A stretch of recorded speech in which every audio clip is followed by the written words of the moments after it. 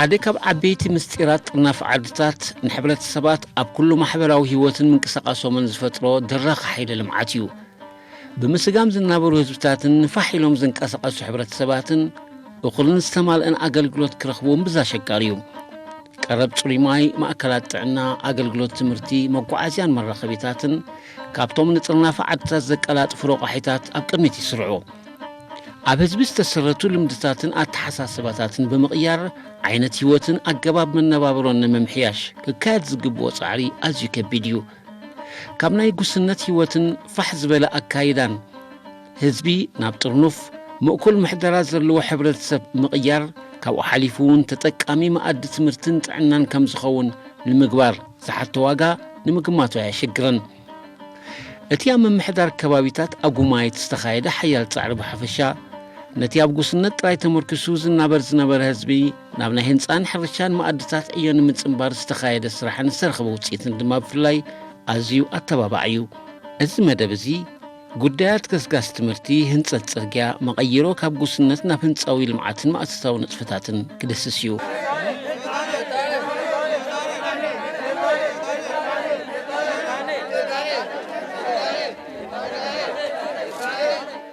ኣብ ኤርትራ ካብቶም ቀንዲ ኣተኩሮ ዝግበረሎምን ብዓብዪ ወፍሪ ዝስራሓሎምን ጽላታት ማሕበራዊ ኣገልግሎት ሓደ ትምህርቲ እዩ። ዝርጋሐ ትምህርቲ ናብ ኩሉ ንምብጻሕን ናብ ዓይነት ንምቕያርን ከኣ ዝዓበየ ስራሕ እዩ። በቲ ትምህርቲ ንኹሉ ብዝብል ኣተሓሳስባ ኤርትራ ካብ መሃይምነት ተገላጊላ ዜጋታታ ተማሂሮም ኣፍራይነቶም ዘዕብይሉ መንገዲ ንምጥጣሕ ይስራሕ ኣሎ። እቲ ኣብ ባይታ ብግብርን ዝተረጋገጸ ዕብየት ከኣ ብመነጻጸሪ ኣሃዛት ክረጋገጽ ይከኣል። ኣብ 1991 ኣብ መላእ ኤርትራ 471 ኣብያተ ትምህርቲ ን220,000 ተምሃሮ ነይሩ። ኣብዚ እዋን እዚ 187 ኣብያተ ትምህርቲ ን860,000 ተምሃሮ ምስ 6 ኮሌጃት ኣገልግሎት ትምህርቲ ኣብ መሃብ ይርከባ። እቲ ዝዓበየ ስራሕ ብዕድመ ንዝደፍኡ ንሰበ ክሳግም ንዝተራሕወ መዓፁ ትምህርቲ እዩ። እቲ ካብ ትሕቲ ዜሮ ዝተበገሰ መኣዲ ትምህርቲ ኣብ ከባቢ ኣጉማይት እውን ሓደ ኣብነት እዩ። ሓላፊ ጨንፈር ትምህርቲ ዞባ ጋሽባርካ ኣቶ መሐመድ ዓሊ ንዝርግሐ ኣብያተ ትምህርቲ ርሑቕ ከባቢታትን ዕብየቱን ብኸምዚ ይገልጾ። ኣብዘን ቀረባ ዓመታት ዘሎ ለውጥስ ኣብ ኩሉ ኣብቲ ምስታፍ ናይ በዚሒ ናይ ተምሃሮ ኣብቲ ተሳታፍነት ናይ ደቂ ኣንስትዮ ወላ ኣብቲ ብቕዓት ናይቶም ቆልዑ ንባዕሉ ወላ ተምሃራን እውን መጀመርያ ክመፁ ከለዉ እንዳሓደ ኣብዚ ምስ ለመዱ ዘለዎም ነቲ ቦታ ናይ ምቕባልን ነቲ ስራሕ ናይ ምቕባልን መንፈስ ንባዕሉ እዚ ናይ ሓባር መረዳእታ ምስቶም ሰራዊት ምስቶም ኣሃዱታት ኣብኡ ዘለዉ እውን እቲ ናይ ሓባር መረዳእታ ምምዕባል ኣብኡ ብዙሕ ለውጢ እዩ ተገይሩ። ንኣብነት ኣብዛ ግማይት ናይ ትምህርቲ ደቂ ኣንስትዮ ክንጅምር ምስ መፃናስ ዝኾነ ኣንፈት ኣይነበረናን። ንሼክ ዕመር ነሸግሩ ሕጂስ ሓደ 7 ግዜ ኣኺባ ገይረብታ ኣብ ሓንቲ መዓልቲ ሕጂ ከምዚ ዳጀስት ክትገብር ክትረዳዳ ኣብ ሓደ መረዳእታ ክትበፅሕ ብዙሕ ውረድ ደይብ ነይሩ።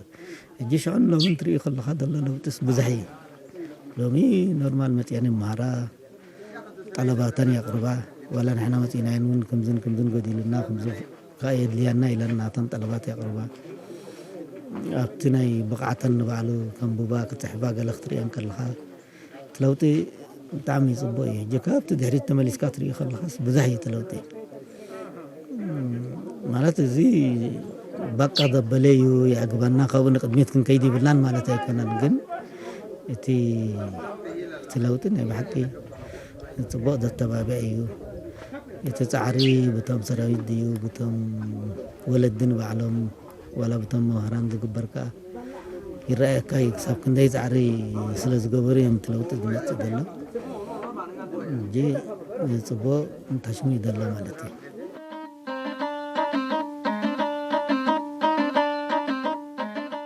እቲ ኣብ 2017 51 ደቂ ኣንስትዮ ዘጠቓለለ 285 ዝነበረ ቁፅሪ ተምሃሮ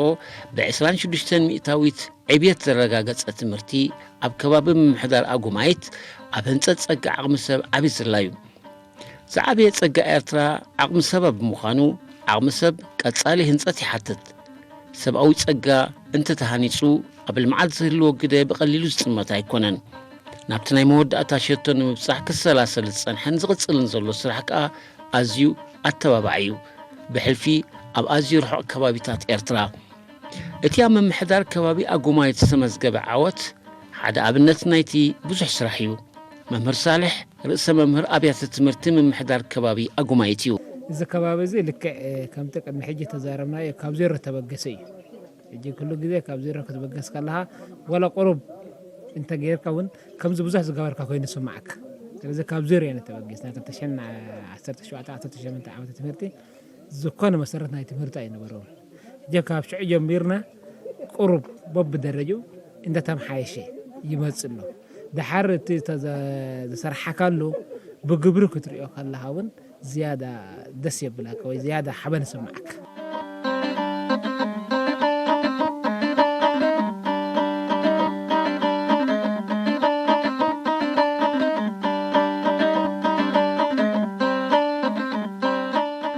ሓደ ካብ ቀንዲ መለክዒታት ስልጡን ሕብረተሰብ ምርግጋጽ ምዕሩይነት ዕድላትን መሰላትን እዩ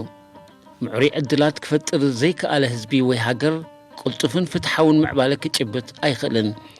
ኣብ ሕቶ ምዕሩይነት ከዓ እቲ ብቐዳምነት ዝስራዕ ጉዳይ ናይተን ፍርቂ ሕብረተሰብ ዝኾና ደቂ ኣንስትዮ እዩ ማዕርነት ደቂ ኣንስትዮ እምበኣር ኣብዚ ዘመን እዚ ጉዳይ ሰብኣዊ መሰል ጥራይ ኣይኮነን ሕቶ ምዕባለን ስልጣንን እውን እዩ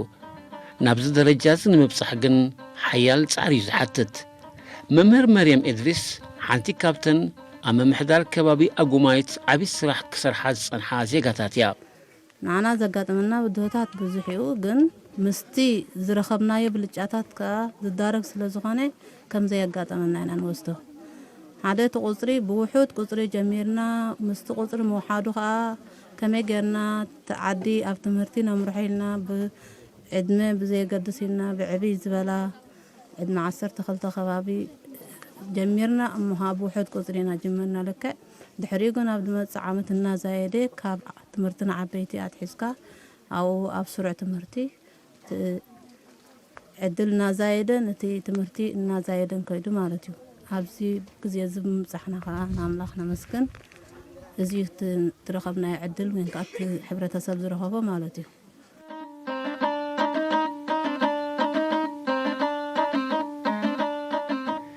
ሱታፌ ደቂ ኣንስትዮ ኣብ ትምህርትን ስራሕን ብዝለዓለ ደረጃ ምስ ዝስራሓሉ ምዕባለን ብልጽግናን እዩ ዝረጋገጽ ኣብ ኩሉ ከባቢታት ሃገር ኣብ ከተማታት ይኹን ገጠራት ዝርከባ ደቂ ኣንስትዮና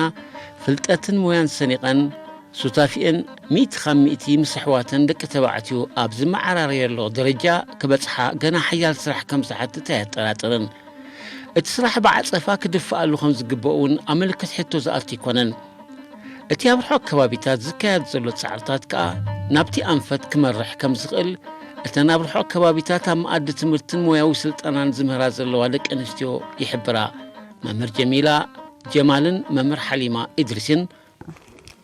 من أول عملت سنة لريناه والحمد لله على كل حال تغيير وبدل بدح شديد رينا بدي اللي تحب عملي اللي تحب عليا وقضيت تحب عني دراسة كيف أنصر بله تحب أصلني كل باسكن انتفاضة بينهن ما شاء الله على كل حال بلا بينهن هي مسنا جايسة أو مسنا بعطرة قبل يجيبه من سنة لعام لرينا على كل حال مدرسة سنيت وعلمته بالمدرسة وجبنا واللي دبهلهم مسنا تفقام هلا وما شاء الله سكادين يتبان قل الدراسة قل لي فقرة قل فقرة نيت بنا مدرسة نعبيل بقى وبنعيش كل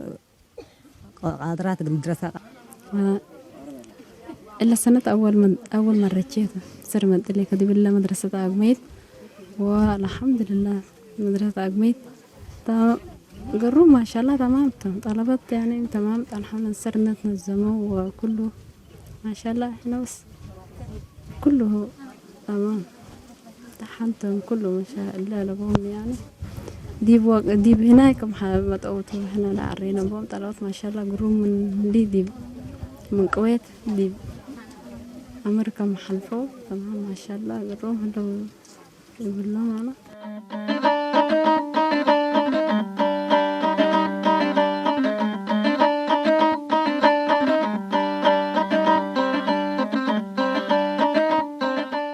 እቲ ኣብ ምምሕዳር ከባቢ ኣጉማይት ናብ መኣዲ ትምህርቲ ናይ ምጽንባር ስራዕ ምዕባለታት ኣዝዩ ኣተባባዕን ወታዊ ጽልዋ ዝገድፍ ምንባሩን በቲ ኣብ ዝሓለፈ ዓመታት ዝተመዝገበ ዓወታት ክጥመት ከም ዝኽእል ኣብ መመስላት ናይቲ ትምህርቲ ዓብዪ ተራ ካብ ዝነበሮም ኣባላት ምክትታል ዶባት ይሕብሩ። ተጋዳላይ ሓሰን ኢብራሂምን ብወገኑ ነዚ ተመዝጊቡ ዘሎ ኣተባባዕ ውፅኢትን ብሕጂ ክስራሕ ዝግብኦ ጻዕርታትን ኣመልኪቱ ናይዲ ክሳተፍ ዝግብኦ ቁፅሪ ኣይኮነን ኣብ ጉማየት 250 ተምሃሮ ኣለዉ ምን ሽሙ ክብል እየ ኣታይ 400-500 ተምሃሮ ኩሉ ነይርዎም ብዝሒ ናይቲ ሕብረተሰብ ሪኢኻ ኣዋልድካ ክሳብ ሕጂ ኣይኣተዋን ክኣትዋ ነይርዎን ኣብዚ ዘለናዮ ንርእሱ ደቂ ኣንስትዮን ኣወዳትን ንበይኖም መምሃሩ ስለምንታይ ሓንሳብ ክመሃሩ ግብኦም ባህሊ ናይቲ ሕብረተሰብ ኣብ ግምት የእቲና ምናልባት ከም መተኣታተዊ ቀስ ኢልካ ቀስ ብቐስ ዝኾነ ነገር ምፅ ኢልካ ኣብቲ መወዳእታ ጫፉ ከተብፅሖ ኣፀጋሚ እዩ እንደለማመድና ሎሚ ደቂ ኣንስትዮ ነበይነን ንምህረን ደቂ ተባዕትዮ ነበይኖም ንምህሮም ድሕሪ ንዓመታ ከዓ ንሕውሶም ኣብ ካልእ ከባቢታት እውን ከምኡ ጌርና ኢና ንኣብነት ኣብ ከባቢ ግርማይካ ከምኡ ጌርና ኢና ኣብ ርግዳ ከምኡ ጌርና ኢና እዚ ካብ ዝብል ንንበይኖም ጀሚሮም ኣለዉ ክሳብ ሕጂ ንዓመታ እንሻላ ተሓዊሶም ክመሃሩ ብሓባር ንርኢ ንኸውን ማለት እዩ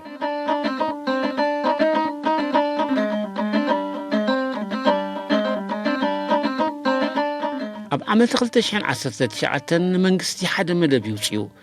እቶም ኣብ ጉስነት ጥራይ ተጸሚዶም ህይወቶም ዝመርሑ ዝነበሩ ዜጋታት ናብ ካልእ ዓውደ ስራሕ ክሳተፉ መኣዲ ኣጣጢሑ ነቲ መደብ ንምዕዋድ ድማ ዝተፈላለየ መደባት ስልጠና ወዲቡ ብቐረባን ኣብ ሓፂር እዋንን ናብ ስራሕ ከሳትፎም ዝኽእል ሞያ ክውንኑ ምእንቲ ከዓ ናይ ስነ ህንፃን መባእታት ትምህርቲ ሕርሻን ቀሪቡ ኣብቲ ሞያዊ መባእታዊ ሞያዊ ስልጠናታት ንብሎ ከዓ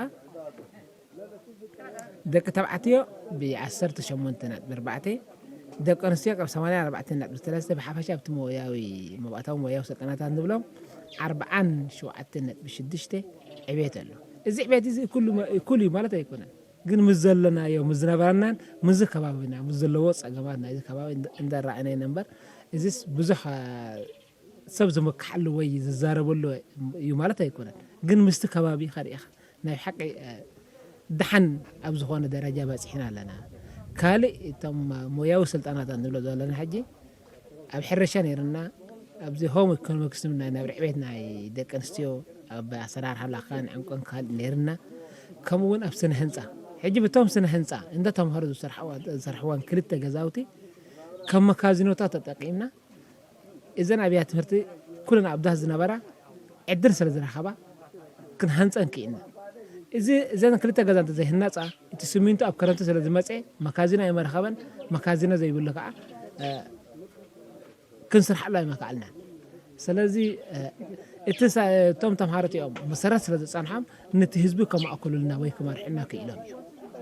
ነቲ ኣብቲ ናይ ብሎኮት ምውላድ እዩ ኣብቲ ናይ ኣሰራርሓ እዩ ካብቶም ካልኦት እሶም ይሕሹ ተመክሮ ፀኒሕዎም እዩ እዚ ተመክሮ እዚ ሕጂ ናብ ሓቂ እቲ ህንፃ ኣስተዋፅኦ ገይሩ እዩ ሓደርቲ ይኹኑ ገለ ከምዚ ይኸውን ኮይኑ ይስምዖም ነይሩ ሕጂ እቲ ባጀት ተሰሊዑ ግድን ክስራሕ ኣለዎ ዝብል ሓበሬታ ምስ መፃና ከዓ ንሕና ከዓ ግድን ክንገብሮ ኣለና ኢልና ተበጊስና ማለት እዩ ምስ ተበገስና ህዝቢ መጀመርያ ብዙሕ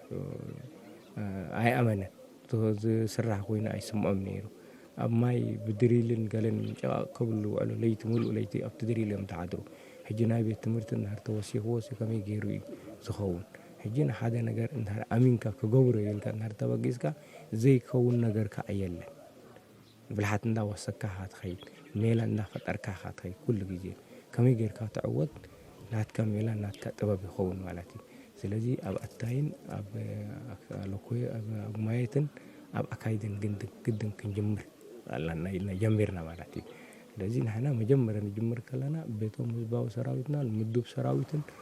ህዝብን ህዝቢ ከዓ ክሳተፍኩም ዘለዎ በቲ ሰራዊት ጥራሕ እውን ተሰሪሑ መተወድአ ነይሩ ግን ህዝቢ ክሳተፍ ኣለዎ እተን ዝወሃበ እውን ክረክብ ክእል ኣለዎ ሰሪሕካስ ሰልዲ ከም ትረክብውን መንግስቲ ሕጂ ቤት ትምህርቲ የሰርሓልካ ናይዚ ዝሰርሓካዮ ከዓ ገንዘብ ይህባካ ንክንለምድ እዚ ክረኽቡ ስለ ዘለዎም ህዝቢ ከም ዝሳተፍ ገይርና ማለት እዩ ህዝብን ሰራዊትን ብሙልኡ ተሓጋጊዙ ምስቶም ዝመፁና ነዳቑ ንባዕሎም ኩነታት ናይዚ ህዝቢ ምስ ረኣዩ ልዕሊ እቲ ዝነበሮም ስምዒት ምስ ስምዒት ወሲኾም ምሳና ሰሪሖም ማለት እዩ መምሃራን በዓሎም ምሳና እዮም ሰሪሖም ኣብዚ ምሳና እዮም ወዲኦም ኣብዚ ስራሕ እዚ ኣብዚ ቤት ትምህርቲ ማለት እዩ ትምህርቲ ዝነበረሉ ግዜ መምሃራን ኮፍ ኢሎም እዮም ሰሪሖም ምሳና ማለት እዩ ሕጂ ንኽረኽቡ ጥራሕ ዘይኮነስ ምንቲ ህዝቢ እቲ ኩነታት ናይቲ ህዝቢ ስለተረድኦም ኩሉ ሰብ ኣብዚኣ ይመፅእ ሓጋዚ ኢኻ ጥራሕ ኩሉ ካብ ዝዓበየ ክሳብ ዝነኣሰ ማለት እዩ ነፍሲ ወከፍ ሰብ ኣብዚ ስራሕ እዚ ዘይተዋስእ የለን ማለት እዩ ነታኦ ሰሪሖም ህዝቢ ሰሪሑ ምክታል ዶባት እዚ ሴክተር እዚ ብሙሉእ ተሳቲፉ ህዝባዊ ሰራዊቱን ኩሉ ሰብ ኣብዚ ስራሕ እዚ ተሳቲፉ ኣብ ሎሚ ኣብዚ ናይ ብሪናዮ ዘለና ዓወት ከዓ በፂሕና ማለት እዩ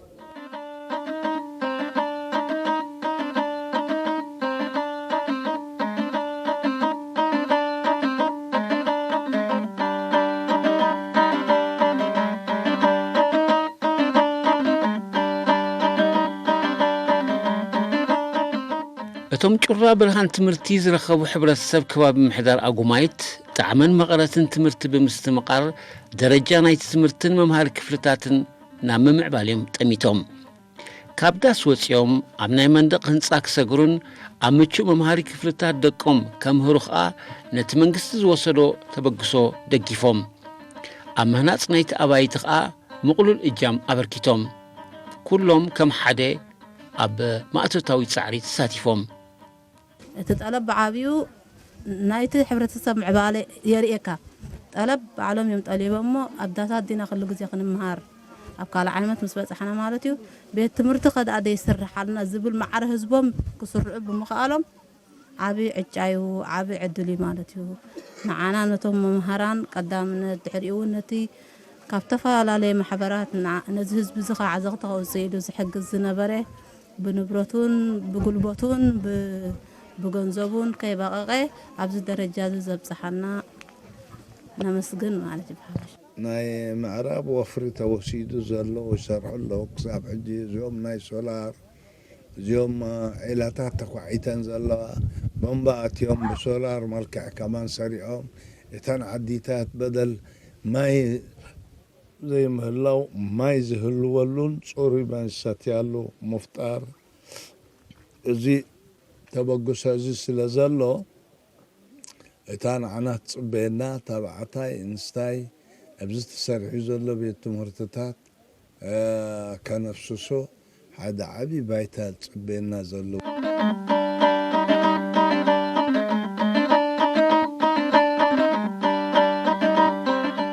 ምህናፅ ኣባይቲ ትምህርቲ ኣጉማይት ነተን ኣብ መኣዲ ትምህርቲ ድሒረን ዝርከባ ከባቢታት እወታዊ ፅልዋ ከም ዝፈጠረን ቅዱስ ቅንኢ ክሕድር ከም ዝኽኣለን ኣመሓዳሪ ምምሕዳር ከባቢ ኣጉማይት ሼክ ዑመር ጣህር ሓቢሩ ብመሰረት መግለፂ ሼክ ዑመር ቁኑዕ መራሒ እንተሎ ዝስዕብ ይበዝሕ ቁኑዕ መኣዲ ትምህርቲ ከዓ ናብ ዓወት የብፅሕ ዓወት ግን ብቐሊል ዝርከብ ኣይኮነን ህዝቢ ኣእሚንካ ናብ መኣዲ ስራሕ ክተሳትፎ ምኽኣል ሓያል ብድሆ እዩ نابز عبء عوت نمبصح كلهم أكلات من قصتي عبء إجام نيروهم يبل أنا أيمت منطقاتي متوفرة بكتيني قال كم هنا يرؤو إيه فيني قال كا يرؤو إيه فيني ناي قال تو هين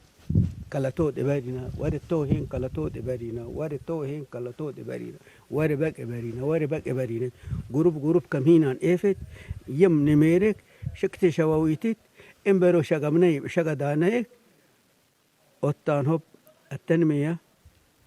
سورتي بي بالذات أري التطور بتاع الدولة سوري بي هنا تبدويتن ده بين اللماميك وده آرا واللمامينك إبابور أمبرون إيه تطوري سور إبهم هنن إني وأبكتيت هوي برني روين سور كان ستوب هنن إراوي كنت بقول والله زي جي من ننتو هناك مالا نتعوت عنه تنقل 5 لينا قل سدايانا بن مثلنا قبلاتنا قل لبطربن وهنا هنا إلا ننقص لبو مثل نفسنا ومثل حكومتنا إلا هليتنا هيبان وقل جنبات مثلنا قل لبطران يتمود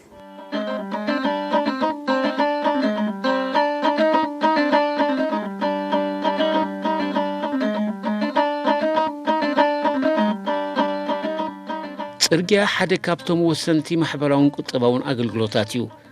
ኣብ ኤርትራ ናይ ቀጥራን ምሩፅ ሓመድን ጽርግያታት ኣለዉ ኤርትራ ናብ ዓይኒ ዓራት ንምቕያር ሓያል ስራሕ ይካየድ ኣሎ ኣብዚ እዋን እዚ 1388 ዓድሳትን 1.6 ሚልዮን ዝኸውን ህዝብን ኣገልግሎት መጓዓዝያ ይረክብ ኣሎ ናብቲ ርሑቕን ኣገልግሎት ዘይረክብን ከባቢታት ንምዝርግሑ ብልዑል ጻዕሪ ይስርሐሉ ኣሎ እቲ ካብ ኣመላይት ሎካይብ ኣታይን ኣጉማይትን ዝተበገሰ ስራሕ ኣብ ህዝቢ ፈጢርዎ ዘሎ መሰርሖት ኣገልግሎት ከይረኸበ ዝጸንሐ ከባቢ እዩ ተገሊሉ ዝጸንሐ ከባቢ እዩ ሽንኳይ ዶ ማሕበራዊ ኣገልግሎት ምምሕዳራት እውን ኣይነበሮን ኢልና ኣፍልጦ እውን ኣይነበሮን ኣብዚ ዋነ እዚ ግን ኩሉ ናብ ንቡር እንዳመፀ ይመፅሎ ዝተረፈሎ ማሕበራዊ ኣገልግሎት ክንብል ከለና ቀሊል ኣይኮነን ፅርግያ የድልየካ ኤሌክትሪክ የድልየካ ማይ የድልየካ ሕክምና የድልየካ ብዙሕ ጉዳያት እዩ ኣብዚ ዋነ እዚ ኣብ ገሊኡ ማይን ቤት ትምህርትን ተሰሪዑ ኣሎ ኣብ ገሊኡ ግን ጌና ኣብ ዝበዝሐ 700ዊት እቲ ማይን እቲ ካልእን የለን ፅርግያ እውን ንርእሱ ዘመናዊ ፅርግያ ንክሳብ ናሓረናይት ተሃንዲሱ ድሮ ኣታይ በፂሕ ኣሎ ክቕፅል ኢኻ ማይ እውን ጽቡቕ እዩ ሕጂ እቶም ቀንዲ ናይ ማይ ዝሰርሑ እዞም 222 እዮም መፂኦም ነዚ ስራሕ እዚ ኣብ ውሽጢ ሓፂር መዓልቲ እዮም ወዲኦሞ ኣብ ውሽጢ ሓፂር መዓልቲ ነዚ ስራሕ ወዲኦሞ ዛዚሞም ከዓ ናይ ሓቂ እቲ ቅልጣፈ ናይቲ ሰራዊትን ተበግሶ ናይቲ ሰራዊትን ተወፋይነት ናይቲ ማእቶታዊ ስራሕ ናይቲ ኣኻዱ ናይ ሓቂ ዘሕጉስ ስራሕ ርኢና ማለት እዩ ሕጂ ዋላ እቲ ንሃና ሰራዊቱን ኣብቲ ስራሕ ምስኦም በቲ ንሕና ቤት ትምህርቲ እንዳሰርሕና እሶም ከዓ ነተን ናይ ማይ ይሰርሑ ነይሮም ኣብ ገለገለ ግዜ ከዓኒ ኣነ ይሕግዙና ንሕና ከዓኒ ምስኦም ንሰርሕ ማለት ሕጂ እቲ ሰራዊት ንባዕሉ ሓደ መስራሕ ህዝብን ሰራዊትን ካብ ካሊእ ቦታ መፂኦም ኣብዚ ይሰርሑ ከለዉ ንዖም ይሰርሑ እቶም ሕጂ ሰራዊት ንሃና ኩሎም ደቂ ዓዲ እዮም ካብቲ መፂኦም ንዚ ቤት ትምህርቲ ንዚ ማይ ንዚ ፅርህ ዝስተ ፅሩይ ማይ ይሰርሑሎም ከለዉ ዓብ ሞራል ገይሩ እዚ ኩሉ ሰራዊት 22 ናብዚ ምምፃእ ንባዕሉ ንዓና ዓብ ሓገዝ ኮይኑና ማለት እዩ እንደገና እዚ ናይ ፅርግያ ይኹን ናይ ካሊእ ኩሉ ሰብ ስርሑ ገዲፉ መሬቱ ገዲፉ ኣብዚ መፅኡ ይሰርሕ ከሎ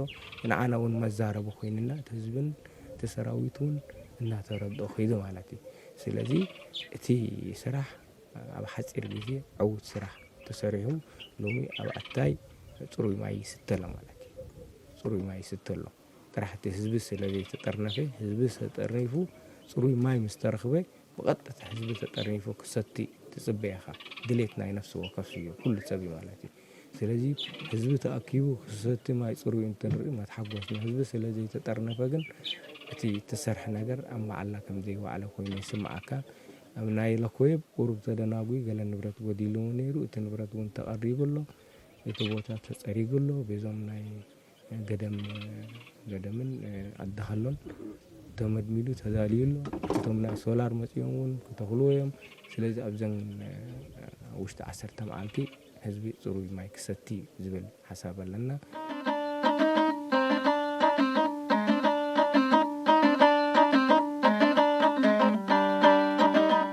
እቲ ናብ ርሑቕ ከባቢታት ልዑል ኣቓልቦ ሂብካ ዝካየድ ዘሎ ጻዕርታትን ዓበይቲ ስራሓትን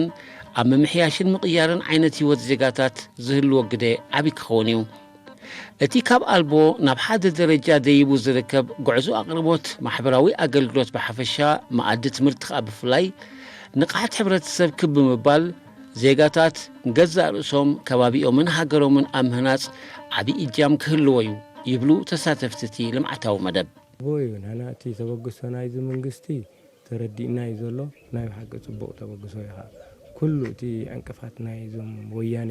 ቁሩብ ዓንቂፍና እምበር እዚ ፅርግያ እዚ በቲ ጀሚሮሞ ዝነበሩ ክሳብ ሓረናየት መበፅሒ ነይሩ እዚ ናይ ማይ ናይ ኣጉማየት እውን ተወዲአ ነይሩ ናይ ወያነ ጉዳይ ኣብ መንጎ መኻልፍ ስለ ዝገበረልና እተን ማሽናት ንድሕሪት ተመሊሰን እዚ እንተይኮነ እቲ ተበግሶ መንግስቲ ኩሉ ነገራቱ ሒዙ ነዚ ህዝቢ እዚ ኣብ ኩሉ ነገራት ዘድልል ነገር ኩሉ ቀረብ ንክቅርብ ተበጊሱሎ ማለት እዩ ንዓና በቲ ዝተዋሃበና ሓበሬታ ጥራይ ዘይኮነስ ብግብሪ ንሪኦ ማለት እዩ ክሳብ ፕሬዚደንቲ ኩሎም ኣዘዝቲ ኣብ ሰሙን ዝመላለሱና ማለት እዩ እንታይ እዮም ክርእዩ ዘለዉ ነቲ እቲ ኣበጊሶሞ ዘሎስ ኣብ ምንታይ ደረጃ በፂሑ መዓልታይ እንተባልካ እውን ምግናን ኣይኮነን أب سمون أبزي بوصو أب أتاي بوصو أب لكوي بوصو كل جزء يموصو مالتي هجي مكتتال الله مالتي دليت الله مالتي نز حزب زين مقيار تمنقص تبقيسو الله مالتي نحنا ول زي نجار سلتردنا عمنا بأقونا زبكدو مكتال دوبات يكون حزبنا محاضرة نكون لوط خنري حنقوته سلازلنا دليت سلازلنا أبزو قدايزي كن واسعنا مالتي بزيادة أبزي بوتازي كاب قدم نحنا نبصاو كله مكتال دوبات نزي سراويت نزي حزب أبزي زولو نمقيار مكتال دوبات زغورود نانا مس مينستر تمرتي نايزو باغاش باركا ترداديوم زغورود نبرو صعري كيمس غنكو خالف ايدلي نايب حق مالتي تحزبي نبعلو امنت اب مكتال دوبات زلو اب لعل زخونه سب كالي امنت يبل نايب حق اميني مالتي اذا حزب جي بزي السودان يقربو ابز كبابي مالتي زينا خبزي انهار ورد يلكا كالي مالتي إذا حزب جينا أبي تأمن إنهار يلكا أبز مكتال دوباتن أبز منقستي أمين بقبري مالتي يتم أتقرب أتقالي مسؤوم ليتن معلتن مسنا زلو مهاب بكل نجار تحزبي إنهار أمينو أب سراويت أب منقستي إنهار أمين خا بمنقد تيز أمانة سبكير كخا أن خالو زي أمانو إن أمان كتخيد مالتي بخافة شجن إذا حزب زي حجون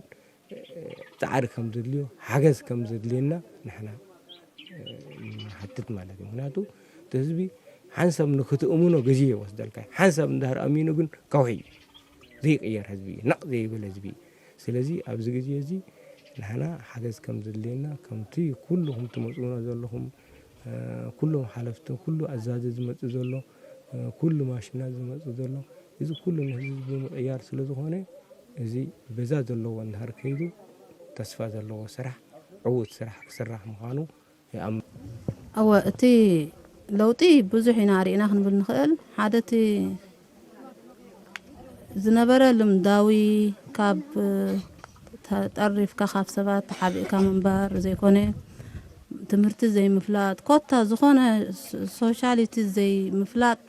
الصوت زعبي بدوس لزنبرة عبزق زي زقن نتي حالف ناس ننهد حدنا أبن واسألون أب درجة دليتاتنا نقول سألون مسائي هوتنا أب مرحلون مالسي بمنقدنا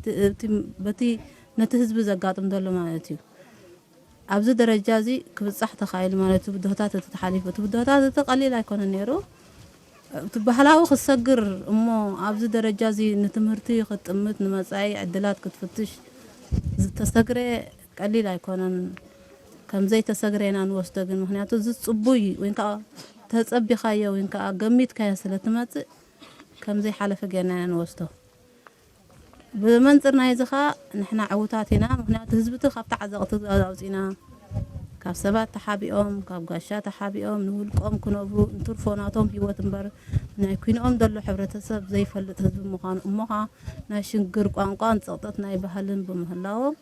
إذا كل زي تسجير لومي تأكيد كان ناي مزايخا ناي مداب تخلو أبو درجة بس إحنا بسمع بحاجز ناي من قصة بيت مرتقم تسرح لنا تغيرو كالي إذا بيت إذا يقول يو عبقي يكنباني كنا منياتو علمنا ودير مدرخية نبدر ودرك كتاب زخانة كا ناي بعلك فلتت ناي بعلك كيلت كتاب زي بعلك كا نعلم كسر يتكلنا نعلم كسر عندنا كان يبعلك عقم كله وكله فلتات كله وكله كيلت كله وكله قصانت كترغاز انتهينك ስለዚህ ዝተበጊስዎ ዘሎ ተሪፍዎ ዘሎ ትካላት ዝዋደደሉ ዝያዳ ካብ ዘለዎ መናቅሕሞ እቲ ነቅሓቱ ከዓ ነቲ ሃገራዊ ልምዓት ዝያዳ በበርከተ ንነፍሱ ከዓ ምኾነ ንነፍሱ ኮይኑ ከዓ ንሃገሩ ምኾነ ስለዚህ ናይ ሓቂ እዚ ሃገር ተረጊጣትሉ ኣብ ዝነበረት ናይ ኮሮና እዋን ከምዚ ጌርካ ሃኒስካ ተምሃራይ ካብ ዳስ ናብ ህንፃ መስግጋር ናይ ሓቂ ንዘይ ኣብ ዘሎ ህዝቢ ኣነ ዮሃና ክብለድ قال أي كوين زوجة دم أحمد محمد طاير